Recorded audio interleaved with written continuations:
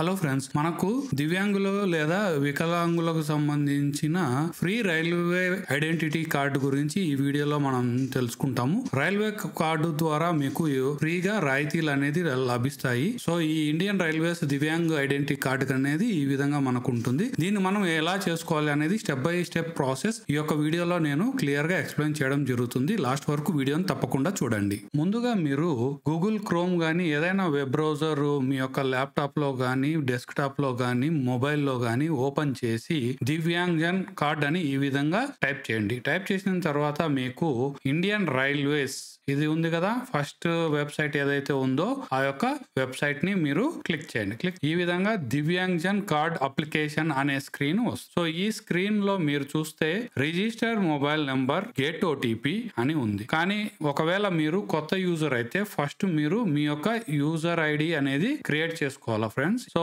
ఈ విధంగా మీకు న్యూ అకౌంట్ క్రియేషన్ అనే ఒక స్క్రీన్ ఓపెన్ అవుతుంది. ఇక్కడ ఏంటంటే ఐడెంటిటీ వెరిఫికేషన్ విత్ ఆధార్ అని ఉంది కదా, దీన్ని మీరు ఆన్ చేసుకుంటే ఆధార్ తో మీ యొక్క నేమ్ ఏ విధంగా ఉందో అదే విధంగా ఇక్కడ మీకు అదే విధంగా ఆటోమేటిక్ గా ఆధార్ తో తీసుకుంటుంది. లేదు నాకు అవసరం లేదు, నేను మాన్యువల్ గా ఎంటర్ చేసుకుంటాను అంటే ఈ యొక్క ఆప్షన్ మీరు తీసేసుకోవచ్చు. ఇది మీ ఇష్టం అన్నమాట.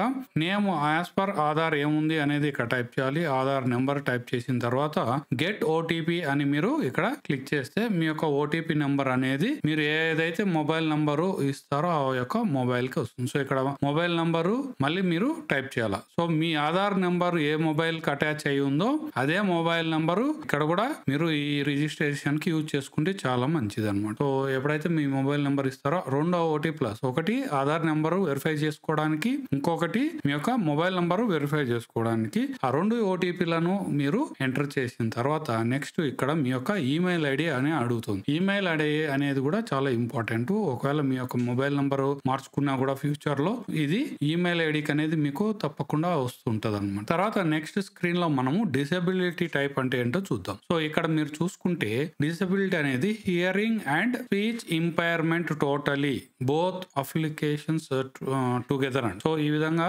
ఆర్థోపెడిక్లీ handicapped, paraplegic, patients who cannot travel without ఎన్ఎస్ అంటే ఎవరి సపోర్ట్ లేకుండా తనకై తాను ప్రయాణించలేని వ్యక్తులు అనమాట. దాని తర్వాత పర్సన్స్ విత్ బ్లైండ్నెస్ పూర్తిగా గుడ్డిగా ఉన్న వాళ్ళు. సో దీనికి సంబంధించింది మనకు ఈ యొక్క సంవత్సరం అంటే 2025లో కొత్త మార్పులు అనేవి జరిగాయి. అది మనము కన్సెషన్ ఫామ్ ఎలా ఉంటుందో చూస్తాం కదా, ఆ ఫామ్ లో దీని గురించి మాట్లాడుకుంటాం. ఇది చాలా important. Persons with intellectual disability who cannot travel without and escort ఇది కూడా మీకు పేరు మార్చారండి. ఇంతకు ముందు పర్సన్స్ విత్ మెంటల్లీ రిటార్డెడ్ అని ఉండింది. మెంటల్లీ రిటార్డెడ్ అనే దాన్ని ఇంటెలెక్చువల్ డిసబిలిటీ అనేది ఇచ్చారు. అంటే మానసిక వైకల్యం ఉన్న వాళ్ళకు కూడా ఈ యొక్క ఆప్షన్ సెలెక్ట్ చేసుకోవచ్చు. సో ఈ విధంగా మనము ఏ ఆప్షన్ అనేది సెలెక్ట్ చేసుకోవాలి ఇక్కడే స్టార్టింగ్ లో. దెన్ నెక్స్ట్ స్టెప్ మనం ఏంటంటే ఈ విధంగా మీకు ఈ స్క్రీన్ వస్తుంది. ఇందులో మీరు డైరెక్ట్ గా అప్లై ఫర్ కన్సెషన్ కార్డ్ అనే స్క్రీన్ కి వెళ్లే ముందు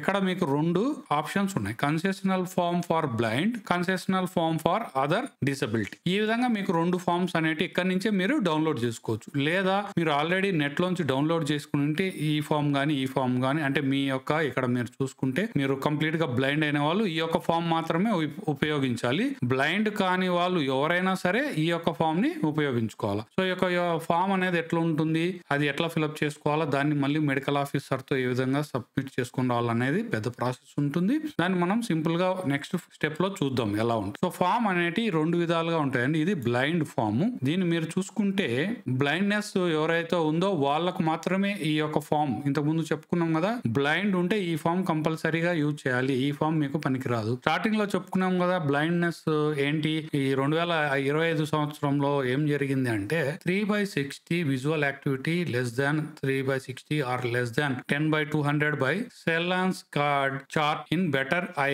విత్ బెస్ట్ పాసిబుల్ కరెక్షన్స్. ఈ విధంగా ఉండాలి. Limitation of first of vision subtending an angle of less than 10 degree in better eye. So ఈ విధంగా ఉన్న వాళ్ళకు వర్తిస్తుంది. ఇక్కడ చూసారా విజువల్ ఇంపైర్మెంట్ అట్లీస్ట్ మినిమం 90% అన్నా ఉండాలి, లేదా పూర్తిగా గుడ్డి అన్నా ఉండాలి. అంటే 90% గుడ్డి వాళ్ళకు మాత్రమే బ్లైండ్నెస్ సర్టిఫికేట్ వస్తుంది. 90% కంటే అబో ఉండాలి. సో ఇదంతా మీకు మీ యొక్క గవర్నమెంట్ హాస్పిటల్ డాక్టర్ ఎవరైతే ఉంటారో, మీరు గజిటెడ్ డాక్టర్ ఉంటారు కదా, వాళ్ళు సీల్ చేసి సైన్ చేస్తారు మీ యొక్క పరిస్థితిని బట్టి వాళ్ళు ఈ యొక్క సర్టిఫికేట్ అనేది ఇస్తారు. ఈ సర్టిఫికేట్ మీకు చాలా ఇంపార్టెంట్. నెక్స్ట్ స్టెప్స్ లో ఇది యూజ్ అవుతుంది. ఇది కాకుండా ఒకవేళ చేతులు కానీ కాళ్ళు కానీ పారాలసిస్ కానీ ఇంకా వేరే ఏదైనా బ్లైండ్నెస్ కాకుండా ఇతరులు ఎవరైనా ఉంటే ఈ యొక్క కాడికి రావాలి.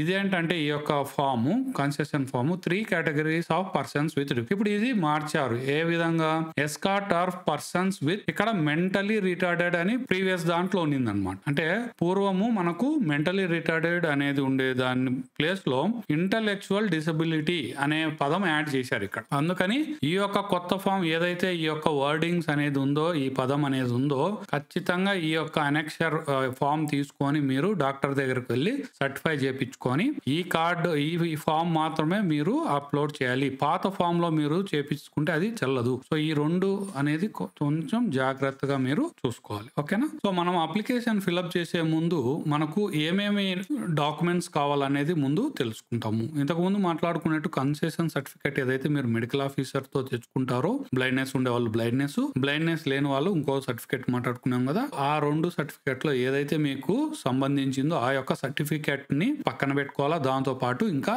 మిగతా ఈ యొక్క ఏదైతే సర్టిఫికేట్స్ ఉన్నాయో అవి చూద్దాం మనం ఏం కావాలని. గుర్తింపు రుజువు కోసం ఆధార్ కార్డు గానీ, ఈ ఆధార్, పాస్పోర్ట్ అయినా ఉండొచ్చు, ఓటర్ ఐడి కార్డు గానీ, పాన్ కార్డు గానీ, డ్రైవింగ్ లైసెన్స్ కానీ, ఈ విధంగా మీకు ఏదో ఒకటి గుర్తింపు రుజువు కోసం తీసుకోవచ్చు. పుట్టిన తేదీ రుజువు కోసం మీకు Aadhaar card, PAN card, school leaving matriculation certificate అంటే మన 10th మార్క్ లిస్ట్ ఏదైతే ఉంటుందో అది ఇక్కడ తీసుకోవచ్చు. దాని తర్వాత పుట్టిన తేదీ సర్టిఫికేట్, బర్త్ సర్టిఫికేట్ మనకి ఇప్పుడు మీ సేవలో అయితే ఇచ్చేస్తారు, అది మీరు తెచ్చుకోవచ్చు. లేదా తహసీల్దార్ గానీ ఏదైనా గ్రామ పంచాయతీ ఇక్కడ మీరు విలేజ్ లో ఉన్న వాళ్ళు ఆ విధంగా మీరు ఎమ్మెల్యే ఎంపీ ఇది ఉంది కదా, అంటే గవర్నమెంట్ ఏదైతే మనకు శాంక్షన్ చేసిందో ఇవి కంపల్సరీ పుట్టిన తేదీకి అని ఆ యొక్క డాక్యుమెంట్ లో ఏదో ఒక డాక్యుమెంట్ మీరు తీసుకోవచ్చు. దాని తర్వాత చిరునామా రుజువు కోసం మనకు ఆధార్ కార్డు గానీ, అంటే చిరునామా మీ ప్రస్తుత నివాసంతో సరిపోలితే అది తీసుకోవాలా. ఓటర్ ఐడి కార్డు, 3 నెలల కంటే పాతది కానీ యుటిలిటీ బిల్లులు అంటే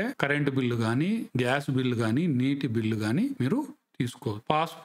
పాస్పోర్ట్ అయితే మీకు చిరునామా కూడా సరే. నా దగ్గర ఆధార్ కార్డు ఉంది, ఆ ఆధార్ కార్డులో నేను ప్రస్తుతం ఉండే అడ్రస్ ఉంది, దాంట్లో నా యొక్క పేరు, డేట్ ఆఫ్ బర్త్ అన్ని కూడా పర్ఫెక్ట్ గా ఉన్నాయి అంటే మీకు ఆధార్ కార్డు మాత్రం తీసుకుంటే సరిపోతుంది. ఇక్కడ చూసుకున్నారా ఆధార్ కార్డు అన్ని ప్లేసెస్ లో ఉంది కదా, 3 ఒక ఆధార్ కార్డు, మీ యొక్క పాస్పోర్ట్ సైజ్ ఫోటో ఇక్కడ చూసారా, మళ్ళీ రాయితీ సర్టిఫికెట్ ఏదైతే ఉందో ఇప్పుడు మాట్లాడుకున్నాం కదా కన్సెషన్ ఫామ్ అని, ఆ యొక్క సర్టిఫికెట్, నాతో పాటు మీకు వైకల్య ధృవీకరణ పత్రం, అది ప్రభుత్వ వైద్యుడు లేదా ఆసుపత్రిచే జారీ చేయబడిన చెల్లుబాటు అయ్యే సర్టిఫికేట్. ఆన్లైన్ సమర్పణ కోసం ఇది డాక్టర్ పేరు, రిజిస్టర్డ్ నెంబర్ మరియు వైకల్యం స్వభావంతో సహా స్పష్టమైన వివరాలతో స్కాన్ చేయబడి ఉండాలి. సో ఇది మనకు చాలా మంది యూడిఐడి కార్డు ఉంది కదా, యూనిక్ డిసబిలిటీ ఐడి కార్డ్ అని ఉంది. ఇంతకుముందు మనం వీడియోస్ చేసుకున్నాం, చాలా వీడియోస్, మీరు చూడకుంటే ఆ వీడియోస్ చూడండి. యూడిఐడి కార్డు కూడా మనం ఇక్కడ తీసుకోవచ్చు. యూడిఐడి కార్డు ఒక్కోసారి సరిపోతుందా సరిపోదా అనేది, దానికోసం కూడా ఒక జీవో అనేది మనకు జనవరి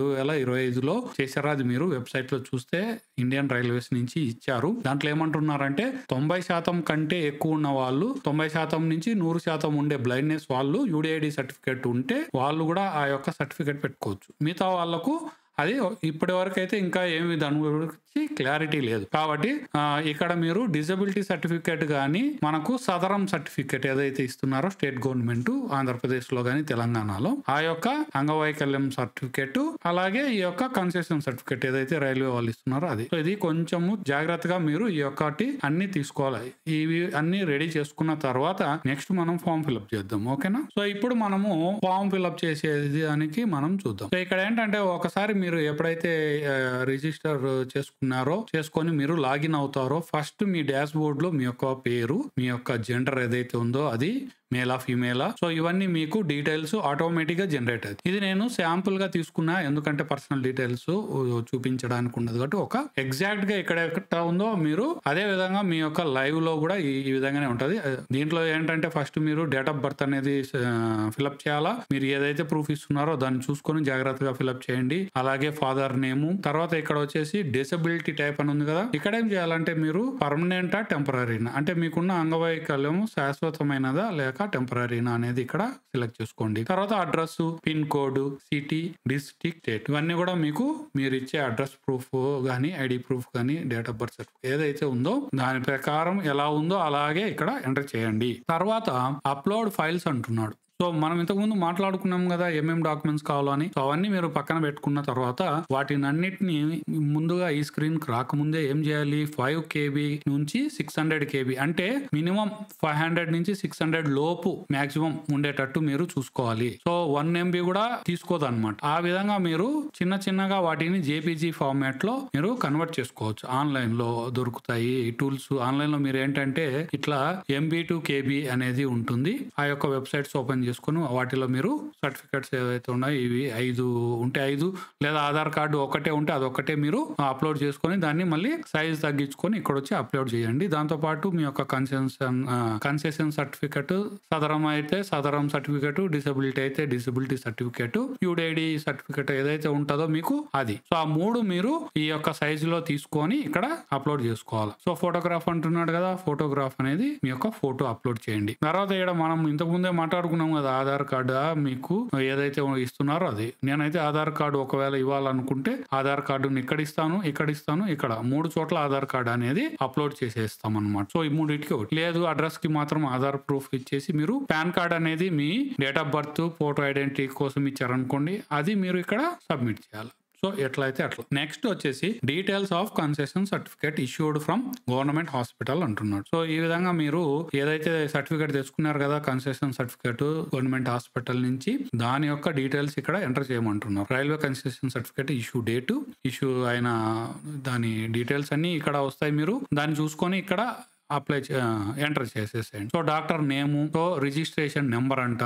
సో మీకు ఆల్రెడీ ఆ సర్టిఫికేట్ ఏదైతే ఉంటుందో దాంట్లోనే నెంబర్ ఉంటుంది. డిసబిలిటీ సర్టిఫికేట్ నెంబర్ అది కూడా ఇక్కడ మీకు ఉంటుంది. అన్ని ఎంటర్ చేసిన తర్వాత ఇక్కడ ఈ బాక్స్ ఉందిగా చిన్నది బాక్స్, దీని మీద క్లిక్ చేస్తే ఎప్పుడైతే మీరు క్లిక్ చేస్తే అది యాక్టివేట్ అవుతుంది, టిక్ మార్క్ అనేది వస్తుంది. సో ఐ కన్ఫర్మ్ అన్నప్పుడు ఇక్కడ మీరు సేవ్ డ్రాఫ్ట్ గానీ లేదా సేవ్ అండ్ సబ్మిట్ అని ఈ 2 ఆప్షన్స్ అనేటి మీకు వస్తాయి. సో ఒకవేళ మీరు సేవ్ మాత్రమే చేసుకుంటే ప్రస్తుతానికి సేవ్ చేసుకొని మళ్ళీ ఒకసారి చెక్ చేసుకొని సబ్మిట్ చేసుకోవచ్చు. వన్స్ మీరు సబ్మిట్ చేసిన తర్వాత ఈ విధంగా మీ యొక్క దివ్యాంగజన్ కార్డ్ అప్లికేషన్ అనేది ఈ విధంగా డాష్ బోర్డ్ లో మీకు డిస్ప్లే అవడం జరుగుతుంది. అప్లికేషన్ నెంబర్ ఎంత, ఏ రోజున మీరు అప్లై చేశారు, అప్లికేషన్ అంటే ఎవరైతే అప్లై చేశారో ఆయన యొక్క పేరు, అతని ఫోన్ నెంబరు, ఏ స్టేషన్ నుంచి అంటే కార్డు ఇష్యూయింగ్ ఏ స్టేషన్ నుంచి ఇస్తున్నారు అనే దాని గురించి ఇక్కడ ఇంకా మీ కార్డు ఏదైతే అది దాని యొక్క డీటెయిల్స్ ఉంటాయి. దాని తర్వాత ఇక్కడ యాక్షన్ ప్రింట్ అని ఉంది కదా, ఈ యొక్క ప్రింటర్ బటన్ ఉంది కదా, దాని మీద క్లిక్ చేసుకుంటే మీకు కార్డు రిసిప్ట్ అనేది ఈ విధంగా ఉంటుంది.